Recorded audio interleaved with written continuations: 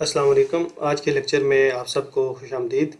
आज का जो हमारा लेक्चर है ये थ्री सेक्टर इकानमी के ऊपर है। जैसे कि यहाँ पे आप देखते थे, कंजम्पशन भी गिवन है, इन्वेस्टमेंट है और गवर्नमेंट स्पेंडिंग है। ये जी नॉट गवर्नमेंट स्पेंडिंग यहाँ पे फिक्स है। तो इस मैथमेटिकल क्वेश्चन से हम लोगों ने इनकम फाइंड करनी है, कंजम्पशन फाइंड करेंगे, सेविंग फाइंड करेंगे और टैक्सेस की वैल्यूज़ हम लोग फाइंड करेंगे। इस इक्वेशन में यहाँ पे कंजम्पशन में ये जो 85 है, ये आपके पास एटानमस कंजम्पशन है और ये वाई डी डिस्पोजेबल इनकम के साथ ये जो नंबर लिखा हुआ है 0.75, ये आपके पास इंड्यूस्ड कंजम्पशन है और इसी को हम एम पी सी भी कहते हैं। ठीक है, ये जो आपके पास 0.75 है इसी को हम एम पी सी भी कहते हैं, यानी कि मार्जिनल प्रोपेंसिटी टू कंज्यूम, के इनकम में चेंज आने की वजह से कंजम्पशन में कितना चेंज आता है वो ये सी शो करेगा। और ये जो आपके पास 85 है ये आपके पास सी नॉट होता है और इसको हम अटानमस कंजम्पशन कहते हैं। इसी तरीके से ये जो टैक्स की इक्वेशन है, टैक्स की इक्वेशन के अंदर ये जो 20 है, बेसिकली जो टैक्स की इक्वेशन होती है वो होती है T is equal to T naught plus T Y. तो ये जो 20 है ये आपके पास टी नॉट है, अटानमस टैक्स और फिक्स टैक्स जो आपकी इनकम के साथ रिलेट नहीं कर रहे होते, चाहे आपकी इनकम है या नहीं, ये आपने टैक्स हर हाल में देने होते हैं। और ये जो 0.2 है ये आपकी इनकम के साथ रिलेट कर रहा है और इसके साथ ये पॉजिटिव साइन है। इसका मतलब ये है कि जब आपकी इनकम बढ़ेगी तो टैक्स भी बढ़ जाएगा, इनकम कम होगी तो टैक्स रेट भी कम हो जाएगा। इस वजह से यहाँ पे ये पॉजिटिव साइन आया हुआ है। तो अब हम इस क्वेश्चन को सॉल्व करते हैं। इस तरह का कोई भी क्वेश्चन होगा तो उसको सॉल्व करने के लिए सबसे पहले जो इक्विलिब्रियम की इक्वेशन है वो लिखेंगे, y equals to C plus I plus G. इसके बाद हम लोगों ने जो c की वैल्यू गिवन है 85 प्लस 0.75 वाई डी प्लस आई की जगह पे जो आई की हमें वैल्यू गिवन है वो 30 है, तो यहाँ पे हम 30 पुट कर देंगे, प्लस जी की जगह जो जी की वैल्यू हमें गिवन है 50 वो यहाँ पे पुट कर देंगे। अब y इज इक्वल टू ये जो कांस्टेंट है 85 प्लस 30 प्लस 50, हम इनको ऐड कर देंगे। 50 प्लस 30 80, 80 प्लस 85 ये हो जाएगा 165 प्लस 0.75 वाई डी। अब y is equal to 165 plus 0.75। अब ये जो वाई डी है ये हमें पता है कि Y D disposable income is equal to होती है वाई माइनस टी।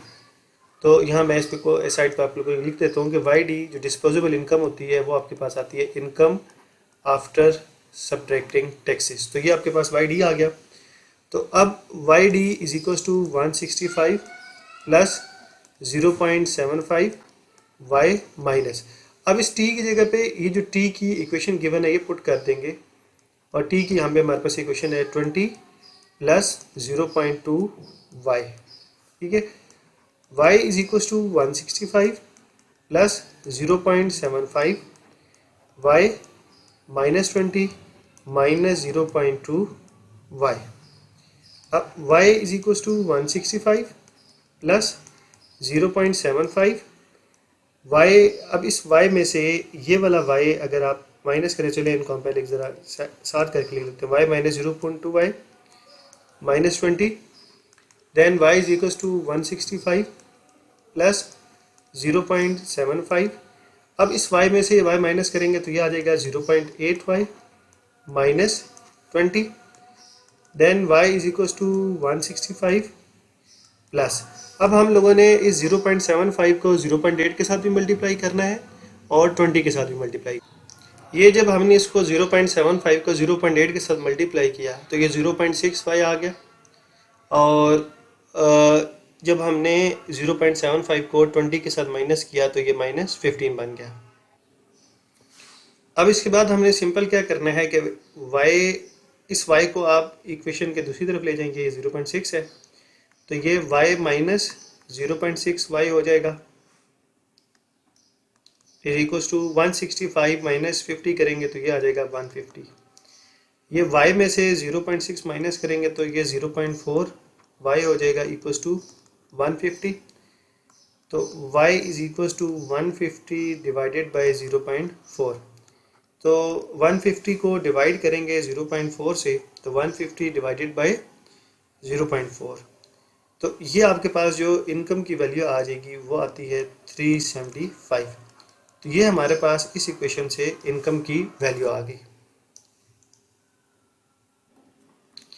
अब अगर इसी क्वेश्चन से हम लोगों ने टैक्स फाइंड करना है, जैसे कि यहाँ पे ये टैक्स की वैल्यू अभी हमने फाइंड करनी थी, तो टैक्स की वैल्यू हम कैसे फाइंड करेंगे कि जो टैक्स का फार्मूला है वो टी की इक्वेशन क्या है, T is equals to 20 plus 0.2 Y. तो t is equals to 20 plus 0.2, इस y की जगह पे ये जो y अभी हमने फाइंड किया है, जो इनकम फाइंड किया वो पुट कर देंगे। तो t is equals to 375 multiply करेंगे 0.2, तो 375 मल्टीप्लाई बाई 0.2 ये आता है आपके पास 75। तो टैक्स जो आपके पास आ जाता है, टैक्स की वैल्यू आपके पास आ जाएगी 95। ठीक है, टैक्स आपके पास आ गया 95। अब हम लोगों ने फाइंड करना था डिस्पोजेबल इनकम के। डिस्पोजेबल इनकम कितनी होगी? डिस्पोजेबल इनकम का फॉर्मूला आता है इनकम माइनस टैक्सेस। तो इसको मैं यहाँ पे इसके सामने इधर सॉल्व कर लेता हूँ। Y D is equal to Y minus T. तो इनकम जो आई थी हमारे पास वो थी 375 माइनस टैक्स हमारे पास आया था 95। तो जो डिस्पोजेबल इनकम आ जाएगी वो हमारे पास आएगी 375 माइनस 95। तो डिस्पोजेबल इनकम की वैल्यू आपके पास आ जाती है 280।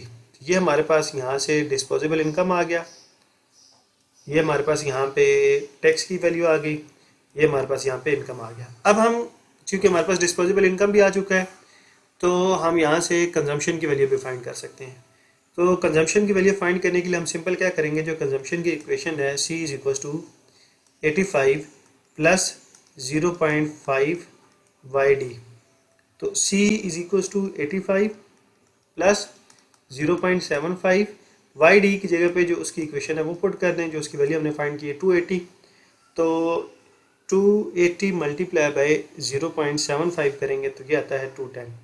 तो consumption is equal to 85 plus 210, तो ये आपके पास आ जाती है कंजम्पशन की वैल्यू 295।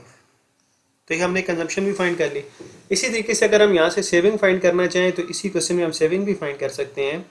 और जो सेविंग का फार्मूला होता है, सेविंग हमारे पास आती है डिस्पोजेबल इनकम माइनस कंजम्पशन। तो डिस्पोजेबल इनकम हमारे पास है 280 और कंजम्पशन है हमारे पास 295। तो सेविंग की वैल्यू यहाँ से आपके पास आ जाएगी -15। तो सेविंग आपके पास नेगेटिव आ गई है, तो सेविंग की वैल्यू नेगेटिव भी आ सकती है। इसका मतलब ये है कि ये वो वाले पैसे हैं जो आपने सेव ज़रूर किए हुए हैं, लेकिन ये आपने किसी पर्सन से लिए थे और उसको आपने लोन वापस करना है, तो इसलिए यहाँ पे ये जो सेविंग की वैल्यू है वो नेगेटिव आ सकती है। तो इस तरीके से यहाँ पे अगर हमें कोई भी इस तरह का क्वेश्चन दिया जाए तो उसको सॉल्व करने का ये मेथड होता है, और इस तरीके से हम किसी भी क्वेश्चन से 3 सेक्टर इकानमी के अंदर consumption, taxes, income, disposable income और सेविंग की वैल्यू फाइंड करते होते हैं।